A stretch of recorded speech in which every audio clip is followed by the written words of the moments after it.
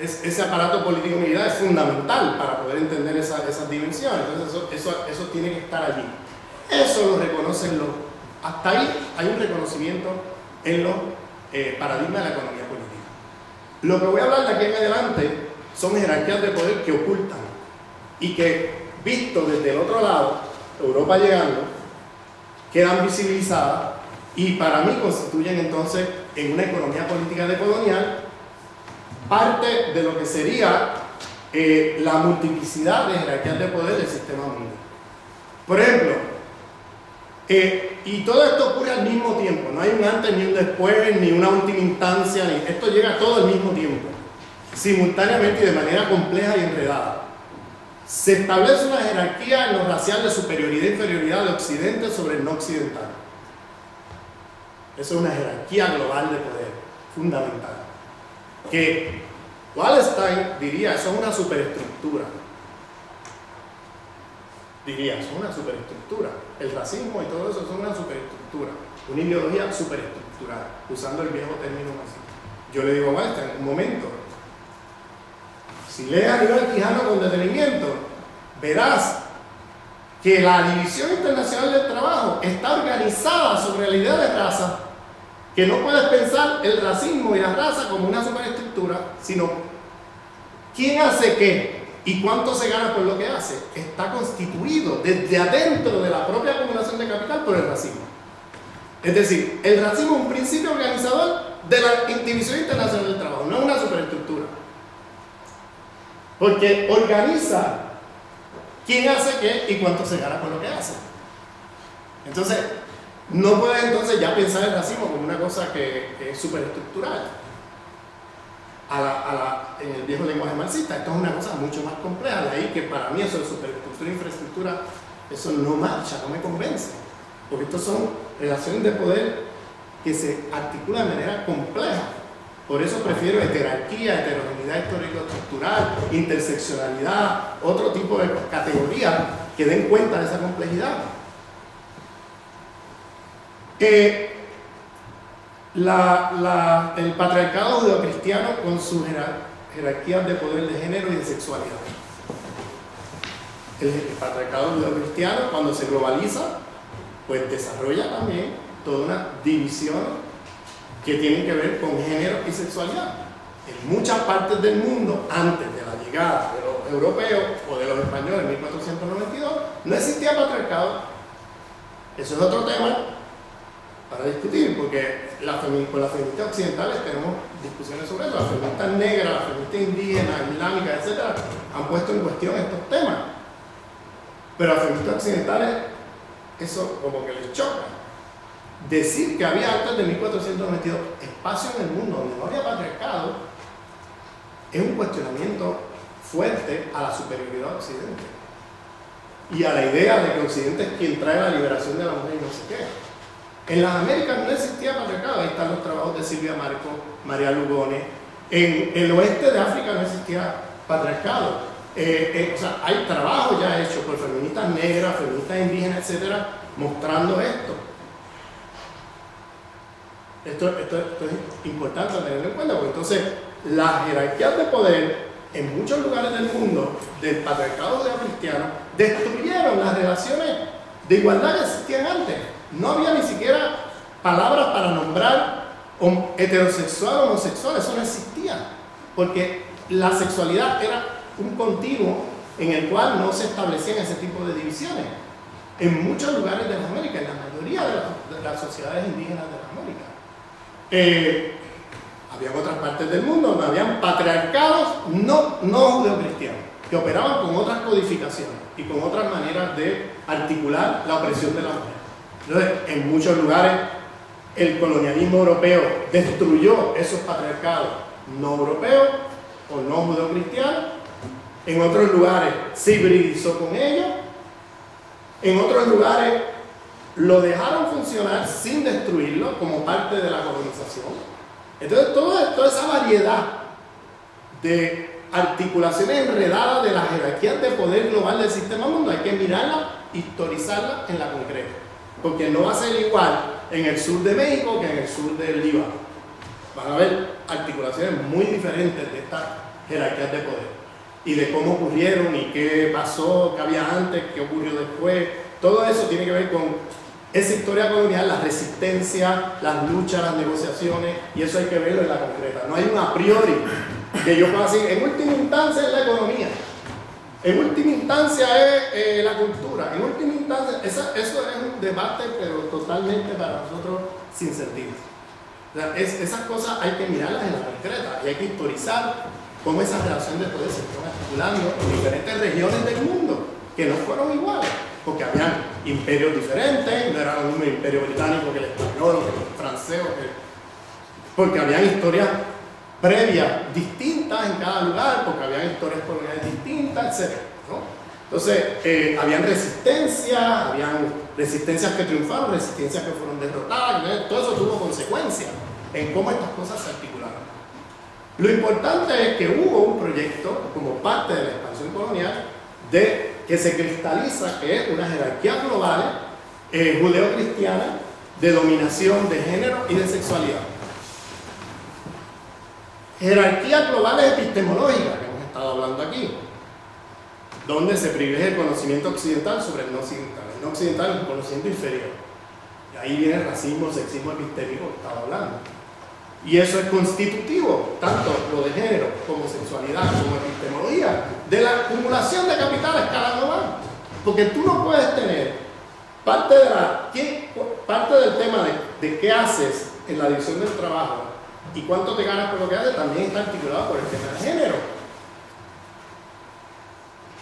O sea, esto es constitutivo, esto no es una superestructura por allá. Esto es constitutivo de la propia organización de la economía política. Eso hay que tomarlo así en cuenta. Lo mismo el tema epistemológico. No puede haber acumulación de capital a escala global sin la universidad occidentalizada, que es la que entonces socializa a las élites del tercer mundo en el fundamentalismo eurocéntrico para luego convertirse en los líderes de sus países, que van a hacer entonces las políticas adecuadas para Occidente. No puedes entender una cosa sin la otra. Entonces, ¿qué es la universidad? ¿Algo superestructural? No, la universidad es constitutiva de la propia manera como a escala global opera la economía política.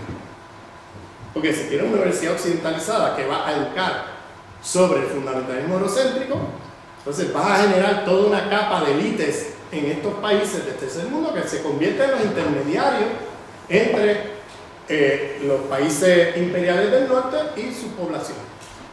Y son los que de alguna manera van a negociar esas relaciones y claro, a cambio de eso se echan al bolsillo unos cuantos millones, ¿no? Entonces, eso es parte del engranaje de la máquina, ¿no? Jerarquías globales lingüísticas. El privilegio de las lenguas europeas sobre las no europeas. El 90% de la literatura científica del mundo, y esto es datos de Naciones Unidas, está escrita en 3 lenguas: alemán, francés e inglés. Eso es colonialidad lingüística. Eso es una colonialidad lingüística. Cuando las lenguas más habladas en el mundo no son esas 3 lenguas, sin embargo, ahí se produce el 90% del saber científico del mundo. ¿Qué nos dice eso? Ahí hay una colonialidad lingüística que está enredada con la colonialidad del saber y con la colonialidad del poder, ¿no? Jerarquías estéticas, lo que llaman high art o el arte de alto nivel, y lo que llaman arte primitivo o arte naif, ingenuo. Esos son los términos que se usan. Esos son términos oficiales, váyase a los museos y oigan. ¿Qué es el arte naif, ingenuo o el arte primitivo? Son los africanos, los latinoamericanos, los asiáticos. El arte de alto nivel son acá los europeos. Ahí tienen otra vez la reproducción del mismo esquema a nivel estético. A nivel estético, la construcción de qué es buen gusto y qué es lo bello está constituido por la colonialidad. Se va a privilegiar como lo bello y como el buen gusto lo que Occidente privilegia como tal. Y se va a inferiorizar el concepto de belleza o de buen gusto de otras culturas como algo inferior a Occidente. Jerarquías pedagógicas. El privilegio de la... Observen cómo estamos aquí sentados. Esto es súper cartesiano, ¿no? Súper cartesiano. El privilegio del cartesianismo como la forma pedagógica, como si fuera la mejor y la única en el mundo. Oye, hay una diversidad de formas pedagógicas en el mundo de las cuales podemos aprender y podemos nutrirnos. Pero como son sujetos por allá inferiorizados, ¿qué nos pueden aportar esa gente? Pues no mucho, ¿no? Lo mismo el tema de la naturaleza, el tema de la ecológico. Hay jerarquías ecológicas en el mundo. Hay lugares del mundo que son la basura del mundo. Y hay lugares del mundo que son los paraísos ecológicos del mundo. Fíjense cómo eso está articulado otra vez por el mismo tema de la colonialidad. Occidente en Occidente y todo esto. En Estados Unidos los movimientos negros hablan de un racismo ecológico, porque le tiran toda la contaminación de la ciudad a los guetos negros y ahí terminan los índices de cáncer, son pero enormes. Entonces, ahí hay una colonialidad, hay un racismo ecológico. Son otras jerarquías del sistema mundial. Y claro, el concepto de naturaleza con el que opera Occidente es el concepto de muerte, muerte de la vida, porque Occidente ha hecho, ninguna otra cultura o epistemología del mundo habla de naturaleza. Todas las otras culturas siempre hablan de otras nociones. Naturaleza es la idea de que los humanos estamos aquí, la naturaleza está allá, y que eso que llamamos naturaleza es un medio para un fin. Cualquier tecnología que desarrolle sobre la racionalidad de que lo humano está aquí, la naturaleza allá y la naturaleza es un medio para un fin, cualquier tecnología que desarrolle con esa racionalidad tiene la semilla de la destrucción de la vida. Tiene la semilla de la destrucción de la vida. ¿Por qué? Porque cualquier tecnología que no piense, que lo que piensa es que la naturaleza como objeto inerte, lo humano como la vida, y la naturaleza como un medio para un fin, no como un fin en sí mismo, ahí cualquier tecnología que haga destruye la vida, en su sentido más amplio. Por eso los indígenas del mundo entero hablan de la civilización occidental como un proyecto de muerte, porque se está destruyendo la vida. Y ellos proponen, ¿se acuerdan el debate entre la cumbre de Copenhague y la cumbre de Cochabamba? La respuesta a la crisis y al impasse de la crisis de Copenhague fue la cumbre de Cochabamba. En Cochabamba, Evo Morales y el movimiento indígena allá construyen un evento con los movimientos indígenas y aborígenes del mundo y hacen una propuesta internacional que llegó a las Naciones Unidas y que es parte de la lucha de los pueblos indígenas. Y es una propuesta con soluciones concretas, no el impasse que estuvimos ahí en Copenhague y ahora en Dublín, en Sudáfrica, que se volvió a hacer la continuación, es decir, eso termina en nada. Pero los indígenas tienen algo que decir. ¿Por qué tienen algo que decir? Porque tienen saberes que nosotros no tenemos, que nos perdimos. Porque el racismo epistémico y el sexismo epistémico se construye sobre el genocidio. En el siglo XVI se liquida y se aniquila no solamente indígenas en las Américas, sino también mujeres aquí en Europa. Millones de mujeres fueron quemadas y acusadas de brujas. ¿Qué era lo que se estaba discutiendo ahí? Eran unos saberes ancestrales indígenas de Europa que los veían como un problema para la autoridad del conocimiento de la época, que era la iglesia, y las quemaban vivas como brujas. Entonces el racismo epistémico, sexismo epistémico se construye sobre el genocidio de mujeres en el siglo XVI aquí y de indígenas fuera de aquí en las Américas, en el siglo XVI. Eso monta todo el anclaje del privilegio epistémico occidente sobre el resto. Entonces, fíjense que en las otras epistemologías, en el Islam está el Tawhid, en los Aymaras está el Pachamama, ninguno usa naturaleza. Son conceptos que si lo venimos a traducir será como cosmos, un concepto de unicidad en el cual lo humano está dentro de eso, y es la vida en su sentido más amplio. Entonces ya cualquier tecnología que hace con respecto a trabajar sobre la vida, no sobre la naturaleza, plantea de que no es un medio para un fin, es un fin en sí mismo. Y por tanto, cualquier tecnología que tú haces alrededor de eso tiene la racionalidad, la reproducción de la vida. Y los indígenas lo dijeron bien claro en Cochabamba: esto es un conocimiento indígena, pero eso no quiere decir que es para nosotros, esto es para la humanidad, esto es una aportación que hacemos para todos, no es para los indígenas. El que lo podamos hacer desde nuestra epistemología y cosmogonía y podamos traer soluciones que Occidente no puede traer, no quiere decir que esto es un conocimiento privado de nosotros para nosotros, esto es para la humanidad, que es la propuesta que hacen en Cochabamba.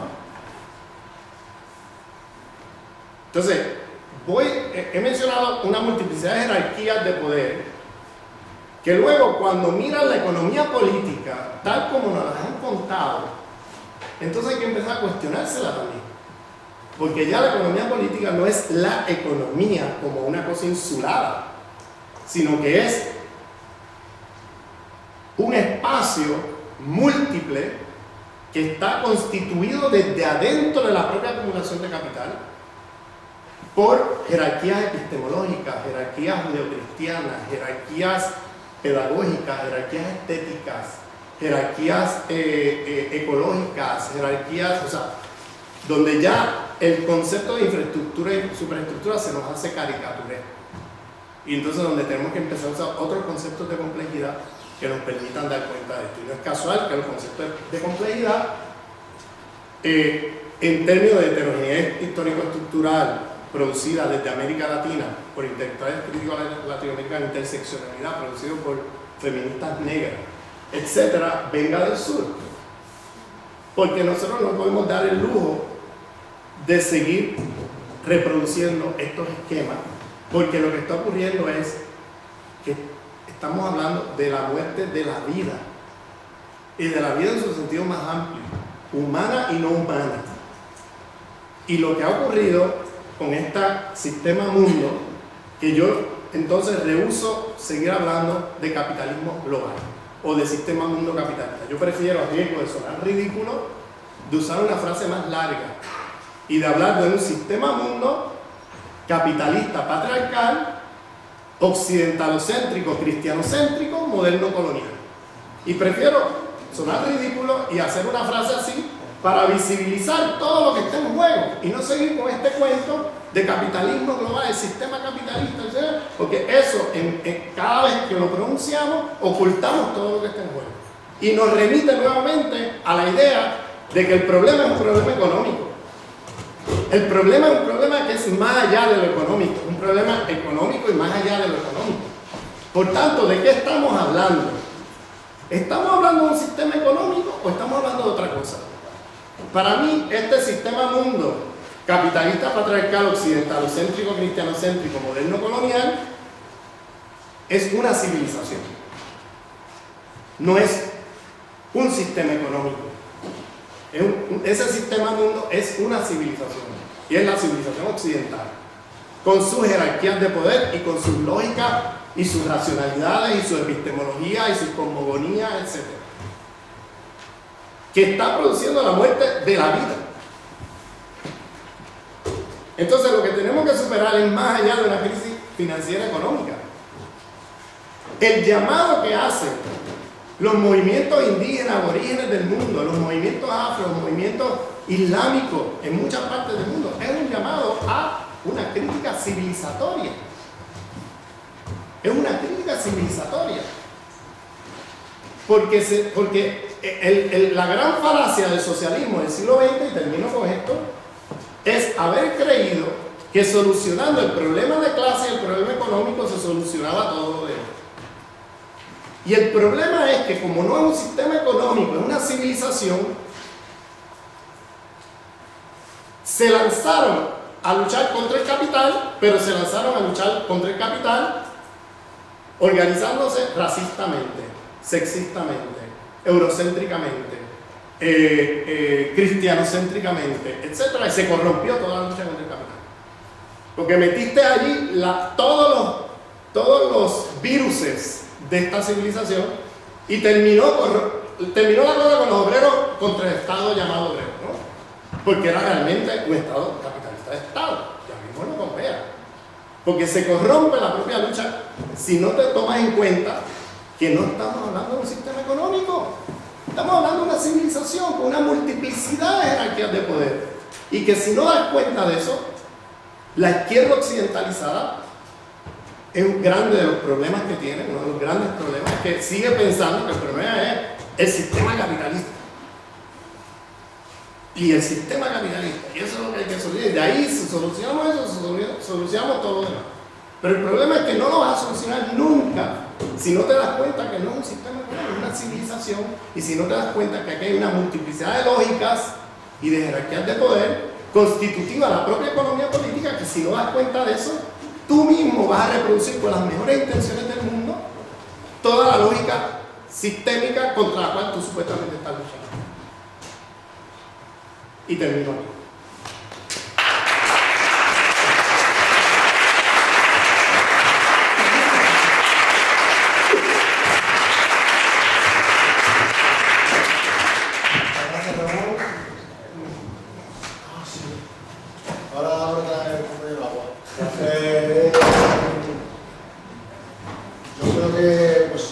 Unas cuantas cuestiones bien estimulantes, así que si queréis ir abriendo el debate, si no yo, hacemos como hasta el 20, 25 y media, paramos ahí para el café y luego igual, ya sabéis que podemos conectar las mismas discusiones en la segunda ponencia, o sea que sea un continuum, pero bueno, que las que se hagan ahora.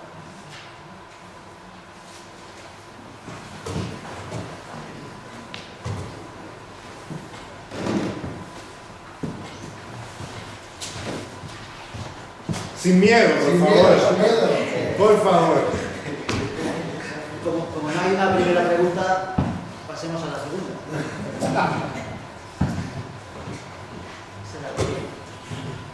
bueno, pues, Allá hay una. compañera. Yo tengo una historia. En Venezuela, cuando llegaron los españoles a conquistar y estaban planeando poner la Guaira en el puerto, la Guaira, en Venezuela, Caracas, y querían ver a no sé quién era la compañía guipuzcoana. ¿La qué? La compañía guipuzcoana. Eso, claro, que querían saber dónde instalarla y los españoles, claro, pero súper prepotentes. Entonces, no, hay que ponerla arriba, ¿no? Porque si la pones arriba, las olas no se la van a llevar. Entonces, claro, ponen la casa arriba y viene una de esos torrenciales tropicales y se lleva la casa. Entonces los indígenas le decían, pero que ahí no se tiene que poner, que la casa tiene que poner acá, que era un sitio estratégico que ellos conocían el terreno, sabían dónde se ponía. Y los españoles, bruto, indígena, casa de tu qué. Claro, pone la casa en otro lugar que ellos pensaban que era y viene otro torrencial y se vuelve a llevar la casa. Y así pasaron con 3 casas. Hasta que por fin, al final, recién oído cuando habían dicho a los indígenas que había que ponerla, que a primera vista, no se te ocurre nunca ponerla ahí, pero claro, ellos conocían el terreno, montan la casa de la compañía guipuzcoana y hasta el día de hoy la casa sigue. Ya no había ya donde estaba, o sea, grande, y la casa sigue. Entonces, claro, como desde el principio de ellos, cualquier opción de los indígenas está totalmente Una buena ilustración de... No, yo creo que es una metáfora lo que tú estás lanzando aquí pero parte del problema es que el eurocentrismo está en crisis terminal hoy día. Ya no produce nada nuevo, excepto pesadillas globales, de derecha o de izquierda. De derecha o de izquierda son pesadillas globales. O sea, tienes por un lado la derecha con el neoliberalismo y tienes por otro lado la izquierda con el llamado socialismo y no sé qué. Pero sabemos, o sea, la pesadilla global del socialismo del siglo XX, la pesadilla global del neoliberalismo, que sigue al día de hoy y ustedes la están viviendo en carne propia, claro, todo lo vivió América Latina hace 30 años. Esto que ustedes están viviendo ahora se vivió en América Latina hace 30 años. Y se criticó en América Latina hace 30 años. O sea, Pero, ¿qué pasa?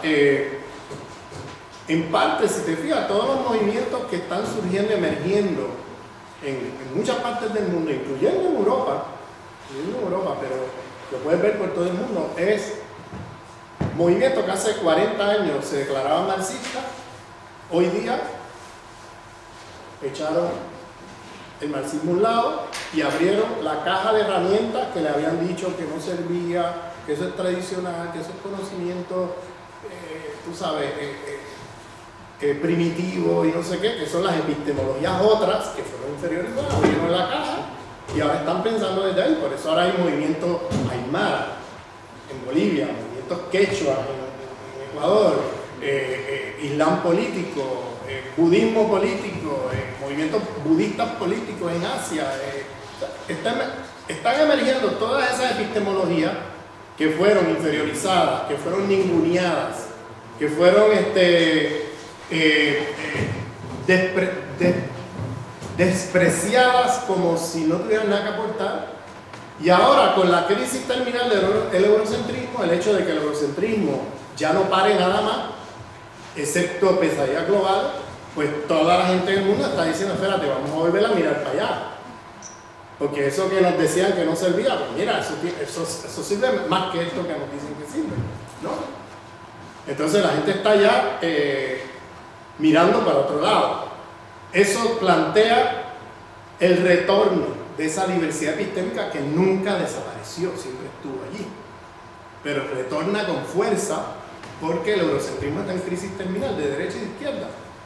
Ya no tiene nada más que producir que plantee solución a la humanidad. O sea, tiene mucho que producir que es repetición de lo mismo, ¿no? Y entonces, si un día leímos a Marx, otro día, pues ahora leemos la Escuela de Frankfurt, y luego, bueno, pues vamos a leer a Negri, a Zizek, y vamos a leer, y seguimos enredados ahí.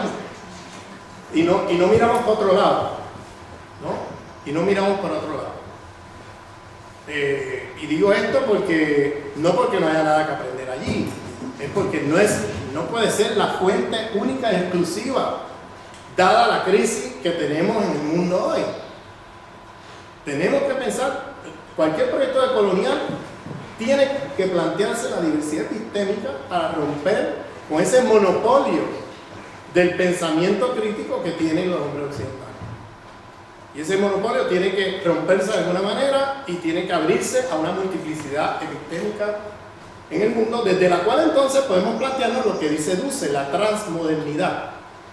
Transmodernidad como proyecto de culminación, el proyecto inacabado de la descolonización del siglo XX. La transmodernidad, que él habla de un más allá, ir más allá de esta modernidad eurocentrada, que es un proyecto de muerte, y crear otro mundo posible que haga posible otros mundos, es decir, partir de esa diversidad epistémica que permita entonces una multiplicidad de proyectos políticos. Por ejemplo, el concepto de democracia. Bueno, ¿quién te dijo que la única forma de democracia es la liberal occidental? Hay una multiplicidad de formas de democracia en el mundo, desde otras tradiciones de epistemología que están totalmente inferiorizadas y excluidas de la conversación. Bueno, ya en muchas partes del mundo los zapatistas dijeron, bueno, para nosotros es mandar obedeciente y son los caracoles, la institucionalidad de la democracia. Y lo ve en otras partes del mundo, el poder obediencial, Ashura en el Islam, o sea, vas a empezar a mirar una diversidad de proyectos democráticos. ¿Quién te dijo a ti que eso no? ¿Qué nos creemos nosotros decirle a ellos que ellos no son democráticos? Que la democracia es solamente la liberal occidental, la que pensó Rousseau, Hobbes y aquellos y los otros. Esa es la verdadera democracia. Los demás, y para yo enseñarte lo que es democracia, pues mira, vamos con los fusiles, ¿no? Porque en última instancia, como yo sé que es lo mejor para ti, porque yo tengo la superioridad epistémica sobre ti, yo sé que es lo mejor para ti. Y si tengo que salvar tu alma matándote para que tu alma se salve, te mato. Cristianízate, te mato, siglo XVI. Y como yo sé que es lo mejor para ti, pues yo sé cómo te puedo civilizar, ¿no? Para que salgas de tu primitivismo, pues civilízate o te mato, y si te tengo que matar para ayudarte a civilizarte, te mato. Es una lógica genocida, si lo piensas bien. Fuimos de cristianízate o te mato en el siglo XVI, a civilízate o te mato en el XIX, a desarrollate o te mato en el XX, y ahora democratízate o te mato. Y todos proyectos imperiales globales donde es acá que se define qué es desarrollo, qué es democracia, qué es civilización, qué es cristiandad, y allá se impone a la fuerza, por persuasión o por la fuerza, una de dos. Si no te convenzo por persuasión, pues voy con los fusiles, porque yo sé lo que es mejor para ti. ¿Ves? Porque ahí está la superioridad epistémica, el racismo epistémico. Yo sé que es lo mejor para ti, yo tengo el derecho entonces de imponerme sobre ti. Ahí está la raíz del genocidio y de la destrucción de todo, de la vida de todo. En esa epistemología, en esa cosa tan sencilla, ahí está. Y lo vemos desde los debates de Sepúlveda en las casas en el siglo XVI. ¿Se acuerdan? Si tienen alma o no los indígenas. Y ahí ese debate es fundamental. Por eso yo digo que, no solamente yo, lo decimos desde las Américas, que es un debate en el siglo XVI moderno. Porque ahí lo que se estaba discutiendo, el argumento de Sepúlveda era, esta gente no tienen alma. Y no tienen alma porque, mira, no tienen capacidad de comercio. No tienen capacidad y usaba argumentos totalmente capitalistas para decir que no tenían alma. Entonces era un lenguaje teológico, se estaba articulando todo un proyecto moderno colonial con lógica capitalista imperial pero clásica. Y era la idea del espacio vacío, de que esa gente allá son como una fauna y tenemos nosotros el derecho a ir allí y quedarnos con todo, porque ellos no tienen concepto de propiedad privada. Él usaba toda esta terminología. Estamos hablando de 1552. Y por tanto, somos superiores a ellos porque nosotros tenemos alma y ellos no. Las casas respondían, ellos son bárbaros que tienen alma, pero que están en un estado de barbarie y hay que cristianizarlo. Si te fijas, ese debate teológico en su superficie se seculariza cuando la autoridad de la Iglesia en el siglo XVI ya pierde relevancia en el XIX y la nueva autoridad del conocimiento en la ciencia, pues el discurso de Sepúlveda se torna en de no tener alma, ahora no tiene los genes, el DNA adecuado, que ya es el racismo científico. El discurso de las casas de ser bárbaros, ahora son primitivos, y el proyecto de cristianizar ahora es civilizar. Entonces es una secularización del debate teológico del siglo XVI. Y en eso estamos todavía. A ver, hacemos una ronda de... A ver quién para... Pues venga, cortitas y vamos tomando... Las hacemos un día, a ver qué parece. Becky primero. Bien, me gustaría que si me puedes ayudar como a situar la siguiente inquietud. Te lo tengo que preguntar igual, siento que con las categorías, que te lo voy a preguntar serán las categorías de Occidente, pero igual a ver si sale. Bueno, este eurocentrismo como modelo de civilización expresado en esta jerarquía epistémica, derecha y izquierda forman parte de este sistema de dominación, de este eurocentrismo. Pero digamos que las jerarquías epistémicas de la derecha son evidentes, pero la izquierda, esa izquierda más reciente, es una izquierda de confusión. Y en esa izquierda de confusión eurocentrista busca como descolonizarse de su propio eurocentrismo interpretando los movimientos del sur. Entonces, me parece que hace como más patente esa izquierda que quiere descolonizarse, interpretando al sur, pero hace como más patente esa crisis terminal de la que tú hablas.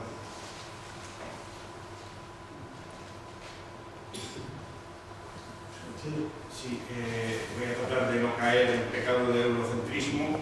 Es una broma, pero no lo es verdad. No conocía tus categorías y entonces me resulta difícil hablar, lo cual prueba el eurocentrismo en el que vivimos. Es decir, me cuesta dificultad expresar lo que quiero expresar. Hay un problema que te pregunto, en ese pensamiento crítico no eurocéntrico, no occidentalizado, hasta qué punto no hay una influencia inevitable de intersección, de resistencia frente al eurocentrismo. ¿Y cómo influye eso? Es decir, no le creo que exista pensamientos críticos puros, ancestrales, sin que hayan sido atravesados precisamente por esa cuestión tan perversa del hibridismo que has dicho al principio, que me parece muy interesante. Yo tendría a pensar, bueno, el mestizaje era bueno y todo esto, frente al exterminio y el genocidio. Bueno, pues era la forma de exterminio y de genocidio y de otras cosas, vale. Pero eso tiene consecuencias. Yo he visitado algo muy poco América Latina y, bueno, pues hay ciudades de América Latina que son más europeas que Europa. Es decir, está presente allí y hay resistencia a eso. ¿Cómo piensas que influye en ese pensamiento que me parece muy interesante poder recibirlo, escucharlo, pensarlo, vivirlo, pero que creo que no es ajeno a lo que lo ha aplastado también, como resistencia, efecto de resistencia? No sé si me expliqué. Sí, pero bueno, no sé si era una pregunta igual de reflexión, porque me da la sensación que siempre las feministas donde más se explica por todos los lados, ¿no? Y era compartir una reflexión. Yo creo que sí existe un pensamiento occidental de contrapoder, al ser el feminismo o los feminismos, siempre se han manejado en discursos de ejercicios y discursos de contrapoder. Yo creo que está haciendo una reflexión que tú lanzabas, el feminismo occidental, los feminismos occidentales, es consciente de que nuestro patriarcado, o sea, se impone también al país del mundo y está en el diálogo constante, está en el diálogo con feminismos contrahegemónicos, feminismos clásicos, con los que sea, ¿no? Pero es quería hacer una reflexión porque es que parte de las críticas siempre van un poco para hacer las mismas. Yo creo que han sido las primeras del feminismo occidental que se ha abierto un poco a todo el diálogo de la colonialidad, etcétera, etcétera, ¿no? Y luego sí que me gustaría también que la misma o la mitad de energía que se pone a hacer las críticas del feminismo occidental se ponga desde los discursos de la colonialidad en América Latina para poner la centralidad de la lucha contra el patriarcado en la práctica del mismo discurso, ¿no? Porque a veces pues, tampoco esa reflexión contra el patriarcado se ve en todos los discursos. Sí, aquí hay... Déjame contestar esto y hacer una prueba. Vale. Aquí hay varias cosas que son importantes. Mira, empiezo desde el final. Sobre el feminismo occidental. Fíjate que yo estoy afirmándome desde otros feminismos. Yo afirmo lo que estoy diciendo desde otros feminismos. O sea, yo no estoy atacando el feminismo. Estoy atacando el feminismo occidental en su vertiente más hegemónica. No estoy diciendo que no haya feministas occidentales que estén haciendo un tránsito a la decolonialidad. Sí las hay, pero ya yo les dejo de llamar occidentales. Son feministas decoloniales. Fíjate, porque han hecho un tránsito del feminismo occidental a otro tipo de feminismo. Pero el feminismo occidental, que está dividido en dos: feminismo de la diferencia, París; feminismo de la igualdad, Nueva York, que es más de vertiente americana, angloamericana. En el feminismo de la diferencia, obsérvate bien las feministas de la diferencia. ¡Viva la diferencia! ¿De acuerdo? Cuando vino la ley del velo en Francia, impuesta por el Estado francés contra mujeres musulmanas hacer uso del velo en espacios públicos del Estado, se fueron todas de cabeza con el Estado francés y con todo el proyecto patriarcal imperial del Estado francés. Julia Kristeva, Hélène Cixous, ¿no? Ahí están los límites del feminismo de la diferencia, en esa frontera con ese otro mundo del cual se relaciona de una manera imperial colonial. Pensando, porque en el feminismo se reproduce todo a través de lo que yo estoy aquí hablando. En el feminismo tiene ahora las feministas occidentales determinando qué es liberación de la mujer. Y si no la haces como las feministas de la diferencia de la igualdad, entonces tú no eres feminista. Si tú eres feminista indígena, islámica,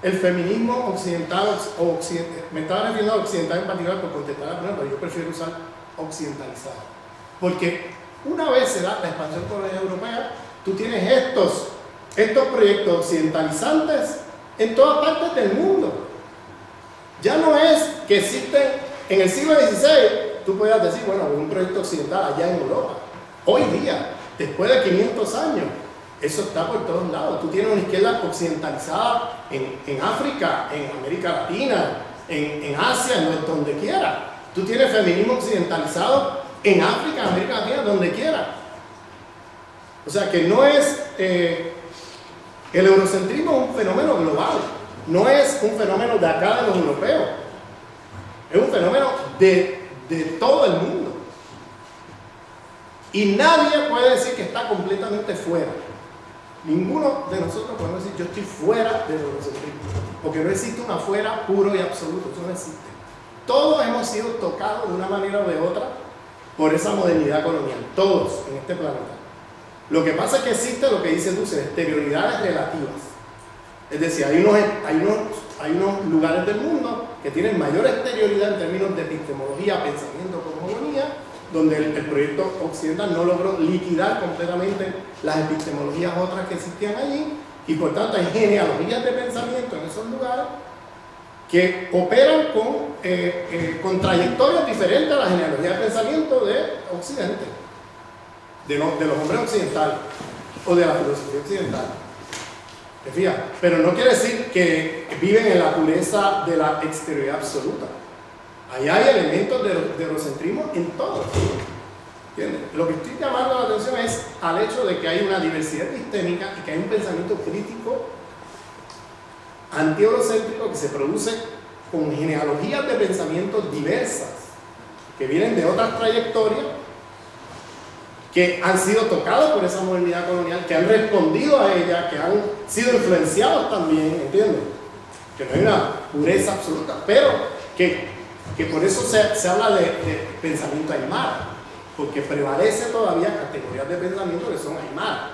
Por eso se habla de qué sé yo, pensamiento radical chi en el Islam, porque hay unas categorías propias de esa tradición de pensamiento crítico que tienen, ¿entiendes? O por eso habla de el feminismo negro, que tiene su trayectoria y su generalidad de pensamiento propia, en diálogo, en conversación, en conflicto con las feministas occidentales, pero tiene su propia trayectoria y sus propias categorías de pensamiento. Por ejemplo, interseccionalidad, eso es un concepto de feministas negras. Ahora hay feministas occidentales usándolo más, o sea, y reconociendo el concepto, o sea, recientemente, pero eso es un concepto de las feministas negras, la articulación de raza, clase, sexualidad y género en cualquier análisis que hagamos. Eso siempre lo dijeron las feministas negras, en crítica a las feministas occidentales, que decían que con género era suficiente. Ellas decían, no, yo como mujer negra, con género, tú no das cuenta de mi experiencia. Pues mi experiencia no es solamente ser oprimida como mujer, es que yo soy oprimida como mujer negra. O sea, hay problemas de raza. Y además, como mujer negra trabajadora, hay problemas de clase. Y algunas como mujer negra trabajadora lesbiana, entonces hay problemas de sexualidad también. Entonces, tienes que articular todos estos elementos de una manera compleja y enredada. ¿Te fijas?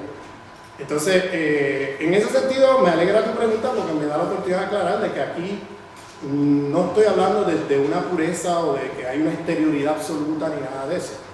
O sea, ahí, pero eso al mismo tiempo significa esa exterioridad relativa, nunca absoluta, de que eso no quiere decir, que es lo que pasa con gran parte del pensamiento postestructuralista, de que termina pensando que no hay exterioridad. Que como todos hemos sido tocados por la modernidad, colonialidad, y los antropólogos también, les pasa mucho eso.